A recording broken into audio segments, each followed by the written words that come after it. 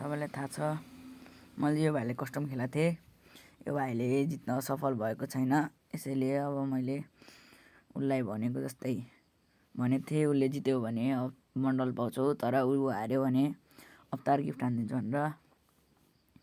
यसैले मैले अब उनलाई अवतार गिफ्ट हानिदिँदैछु। अब यो भाइले अब के गर्छ थाहा छैन, तर अब अरूसँग कस्टम खेल्ने बेला उसलाई चाहिँ बोलाइदिनु होला। यसै गरी म अब पर्सि उता हानिदिँदैछु गिभअवे च्यालेन्ज। अब उसलाई चाहिँ म अवतार पठाउन गइरहेको छु। उसलाई अब कुन अवतार ठिक हुन्छ त ल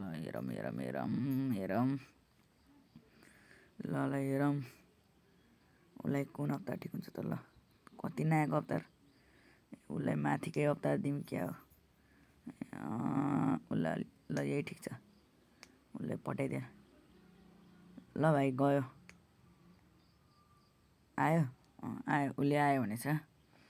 अब यसै गरी उसले भने अब यो भिडियो हजुरहरू पनि हेर्नु भएको छ भने लाइक कमेन्ट सेयर र सब्सक्राइब गर्न नबिल्नु होला। र मेरो यो आइडीमा रिक्वेस्ट पठाउनु। हजुरहरूलाई म गिभअवे च्यालेन्ज खेलाइरहनेछु। जित्नुभयो भने बन्डल, हार्नुभयो भने अवतार। अब ऊ भाइले जित्न सफल भएको छैन, यसैले मैले उसलाई अवतार मात्र पठाइदिएको छु। के लाग्छ यो फेक हो भनेर नसम्झिनु होला, रियल हो गाइज यो हैन। त्यसैले अब म यो भाइलाई अब यति नै पठाएर म ब्याक हुँदैछु।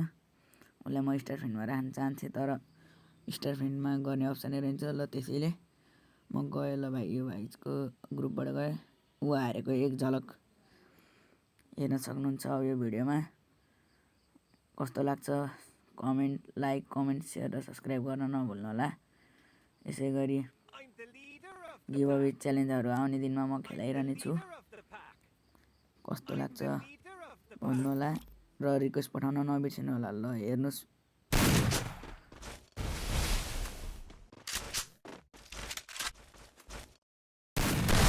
First blood.